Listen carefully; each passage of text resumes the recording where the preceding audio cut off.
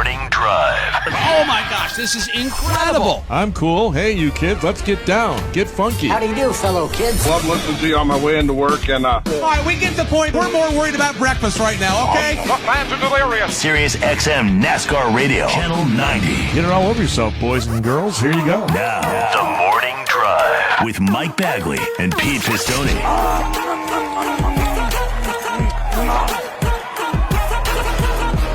Sirius XM NASCAR Radio, Channel 90, live and on the air for this Thursday, February 9th, 2023. Mike Bagley here in Del Marvelous, Studio 1D. Pistol Pete Pistone's in the Paisan Palace in Chicago. We've got Sammy and Melvin in Studio 134 of the Beltway Bureau in our nation's capital. We welcome each and every one of you to this Thursday morning. Happy Friday Eve to you, Triple P. Well, good morning, Bagman. Good morning, everybody. Happy Friday Eve to one and all on a fine, rainy Thursday morning here in Chicago as we get ready to get a little closer to the big weekend for the big game, Super Bowl 57 on Sunday.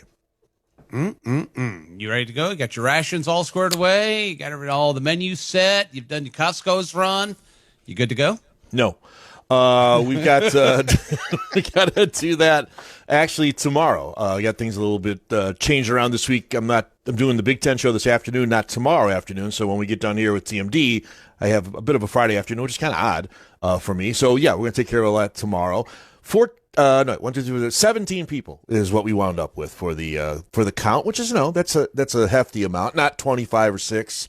So we'll order the pizzas. We'll put that in order. Go get some things at the Costco's. Shelly's got a few things. People bring things, so that's part of that. And also, we need to get some beverages as well. Well, of course. Benny's going to be on the old hit list. So, what? All right, talk to me about appetizers. What do you got? Well, what are you starting off with here? Definitely I mentioned earlier this week, the buffalo chicken dip made the cut, and we are going to be able to do. It's like the duel at Daytona. We're going to do 2 of those. We're going to do the one that I like where you just dip the chip, and then she's going to do the souped up one with the phyllo dough that we talked about. So we got 2 of those, right? Which actually that's good. And then we'll just have, to be honest, Baggy, we just put out a few like nuts and chips and things because we don't want people really going too heavy because you got the pizzas and salad coming. But as people come, they will bring things. I can't tell you for sure what that spread will look like, but I know people always bring some things. And then we have another group of people that always bring stuff for the sweet wash down on the other end. So I can't even tell you what that's going to be. It'll be a festival of food, though. I can tell you that. Just seems light on the front end. Well, you don't want to go too heavy because then you bring in these, Lou Malnati pizzas that are like the size of hubcaps, and then what do you do with all that? And people, you can only eat so much. Now, I'll tell you this. I would fill them up on the front end and go lighter on the pizza order. That's lighter in the wallet. Fill them up on the front end. Right. I also don't mind those pizzas freeze very well. Like the slices, you freeze them up, and then a couple of weeks. Hey, who wants a pizza? Hold on a second, I'll warm it up out of the. Now you can't just shove a frozen pizza, guys, in the microwave. You can't do that. You have to get. There's a crispy pan that you can get. Shelly's got it. You put it in the oven. You cook it the right way. You crisp it back up. I'm not a fan of redone pizza. Like I've eaten cold pizza once in my life. That it was the first and the last. Well, cold. I'm not going to go cold. You got to heat it up. I don't like repurposed dough. That's just not me. I don't repurposed dough. It is. Okay. That's what you're doing. Okay, repurposing it. You're firing it back up. How do you feel about cash then, Mike? I mean, that's repurposed cooked dough. Again. Dough cash. I'm not about that dough. He likes the other kind of dough. So I don't want to jump ahead. Today is it in the calendar? Today is National Pizza Day. Did you know that? It is. In the calendar. Okay. All right. Perfect. So there you go. So, as a matter of fact, I'll be doing the Big Ten show today, and it'll be Pizza Ratings Day, so I got to come up with 9 different pizzas. Pizza Hut is the appetite, what Jack Nicklaus is the golf. What? Wait, what? Hold on a minute. Wait, Pizza Hut? That's Bob Knight. That was Bobby Knight? Pizza Hut is the appetite, what Jack Nicklaus is the golf. Now, Pizza Hut was the bomb back in the day. It used to be decent. I agree with you. The real pan pizza. Like you go in and it was like a dark, you go into the Pizza Hut that is like an actual hut. And, they give you the Coca-Cola cups that are like the red Coca-Cola cups. The red clocks on the wall. Glass chandeliers hanging over the tables. Neon, like there's like some neon light in there a couple times and stuff. There was always like a couple of good arcade games we had. They also had the salad bar. Yep. Was not a fan of it. With the sneeze guards back in the day and stuff like. Man, I miss Pizza Hut.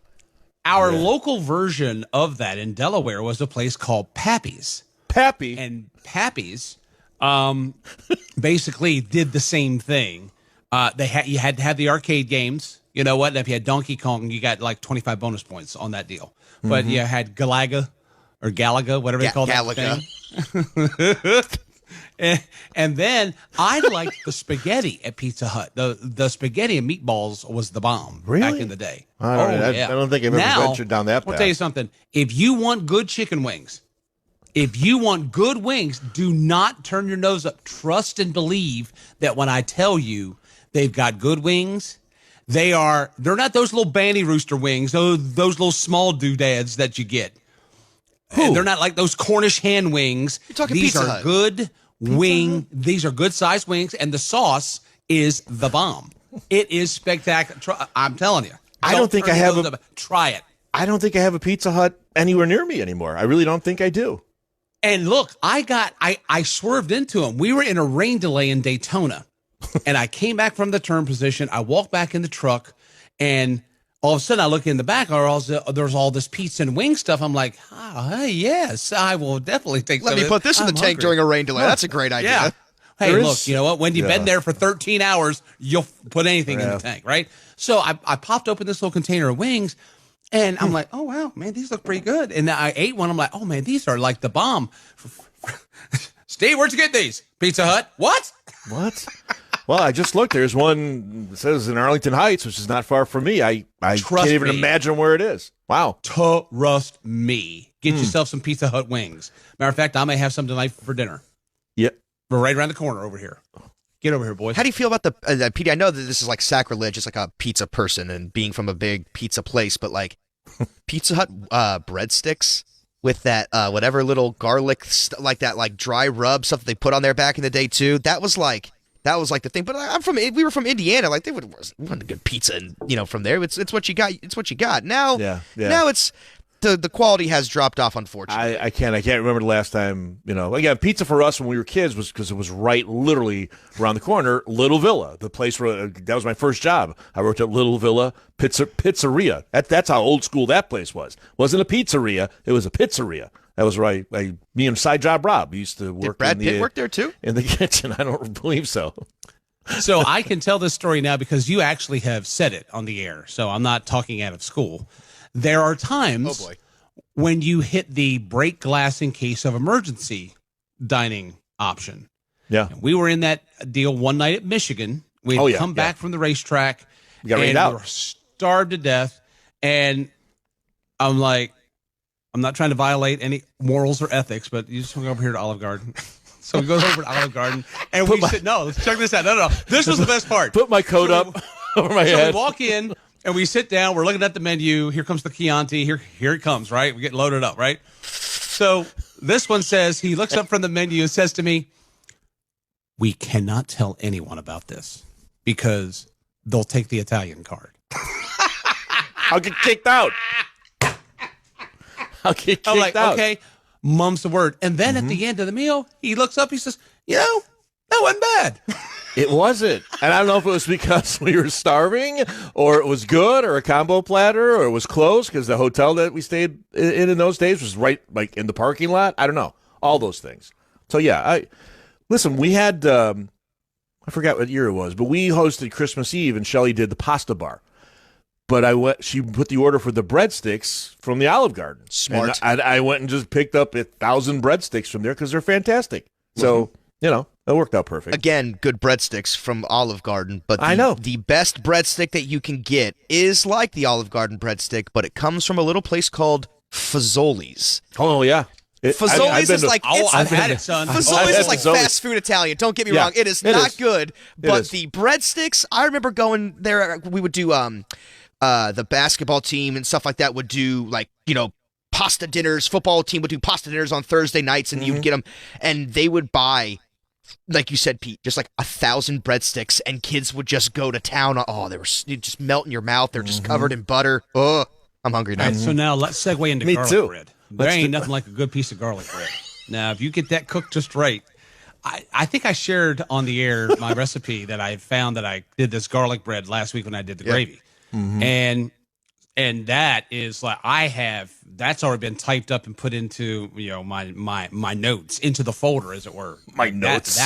That's the keeper. Oh, I use OneNote for like my show notes and all my Xfinity truck arc and all that stuff notes, but I also have a folder for recipes.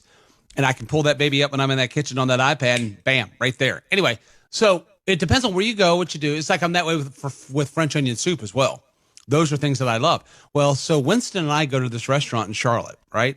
This is our spot. Well, he also goes there with other people too, but the Beef and Bottle. Yeah, Beef and Bottle. In South Charlotte. Great place. That's that old school Paisan, dimly lit steakhouse, right? Excellent steaks. Love that place. That's my favorite restaurant in Charlotte.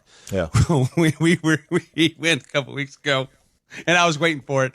Bless his heart. I love Winston. He says, waiter comes to the table. He's like, can we get some of that garlic bread?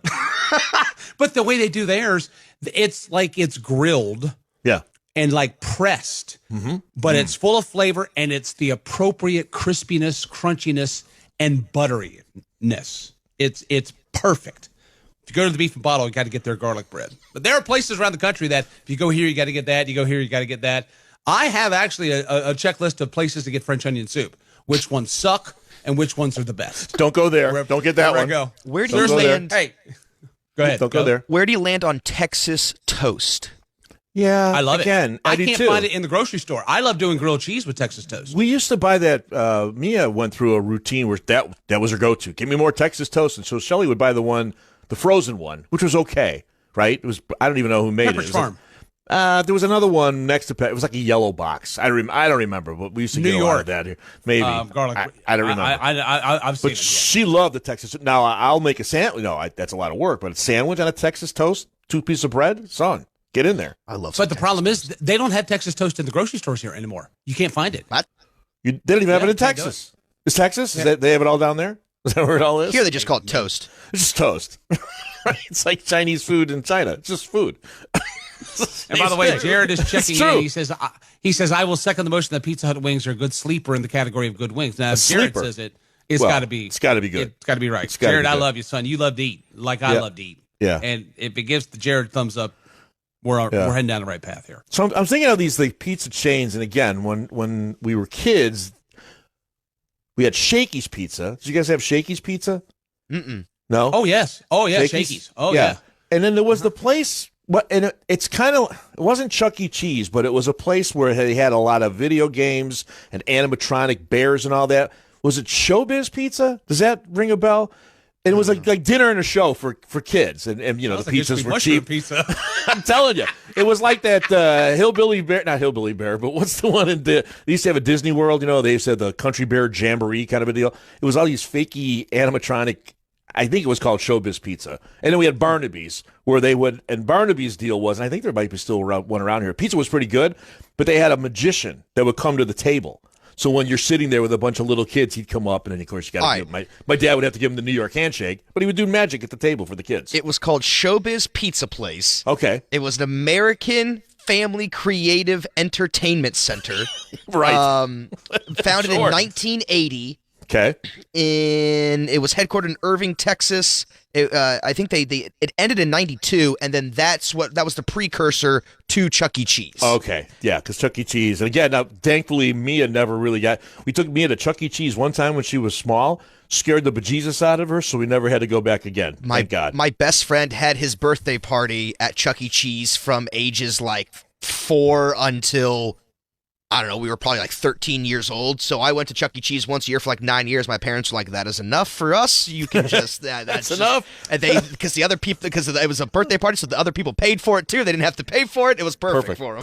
Perfect. So, PD, do you remember in Dover, did you ever go to that place called Where Pigs Fly? I heard place? I heard you talk about it, but I never made it there. Yeah, never made it there. Yeah, it was good barbecue place. That was the old Shakey's. Shakey's shut down, and then Where Pigs Fly went in there by the Burger King on Lockerman. Right there on the corner where the TGI Fridays is in Dover. Right behind the Shell station. Well, what was the Shell station back then? But, Shakey's was the bomb, man. Shakey's was good. And then the guys had the little, like, straw hats and the red vests, right? And then I think a guy, I remember this. There was, like, a banjo player. Shakey's Pizza. Pappy's did that, too. Pappy's, it was like the barbershop quartet thing. Everybody has little styrofoam barbershop quartet hats. Pappy. That you get, and it would, and he'd, like, it would show a picture of him, like, Yeah. Google it. I mean, I want Pappy's was the bomb. I wonder- Strum it up. There was an art show. This is really. There was an art show that I used to watch when I was a kid, a drawing show, and like taught you how to paint and stuff like that. And it was called Pappyland, and he would play a banjo and stuff like that. I wonder if Pappy on Pappyland was the same from the Pappy's Playhouse or whatever the hell it's called. Pappy, you were dependent on your son. Pappy's Family Pub. In fact, I'm going to send you a picture of this Yeah. dude. This dude was a legend. Do they have places like that OG. today? Like, what do you do when you have a bunch of little kids you want to go for Dave and Buster's. Dave and Buster's, I guess. I'll tell the story. What? Pricey? Dave and Buster's is expensive. Take yes. out a loan before you go on Dave Yeah, Buster's. Dave and Buster's. But I remember the last time I saw my uncle, like 3-4 years ago, I was in Charlotte. He goes, "Oh, I got to take you to this place. Really good pizza." I'm like, okay, all right, where are we going? Cece's. I go, what? Cece's. It's all you can eat pizza. I said, why do you like this place? He goes, because you can see the guys make the pizza in the back. I like to know what's happening in the kitchen. Okay. Very good. right. What are they? You think they're spitting in your food? What's going Well, on that with was you? the big deal with Noble Romans back in the day. Noble Romans Pizza, you could watch. It was like a chain thing. You could watch them make pizza in front of you and stuff. I loved that as a kid. It was dinner and a show. I guess it's dinner to show, but I think in Tiger Tom's case, he just wanted to keep an eye on the kitchen, if you know what I mean. Well, make sure nothing was afoot back there. You got any of my driving gloves back there that you owe me money for? Maybe one of the guys in the kitchen ordered for something at the shop. I don't know. You never know. Well, you never know. Jimmy Spencer may have been back there shorting him a couple croutons. You shorted Hey. me 3 pepperoni. I want my money back. What are you mixing that dough with? Spindles? You owe me for those. Coming up at the bottom of the hour, headline check number 1. We've got a TMD 6-pack for you. 6 topics that we've already handpicked. We'll discuss amongst ourselves and in turn with you at 866-Bit Lane. Got the calendar coming up at 8:50 this morning, 9 o'clock, a little after 9. Kyle Petty of NBC Sports will join us. James Small, Martin Truex Jr.'s crew chief and the race-winning crew chief from the Busch Light Clash at the Coliseum. He'll join us at 9:45 a.m. Eastern Time. You can tweet us this morning as well at SiriusXM NASCAR, hashtag TMD NASCAR, now that it works. And we are so glad to be with you here on this Thursday, February 9th, 2023. What the f*** has Kyle Petty got to do with this?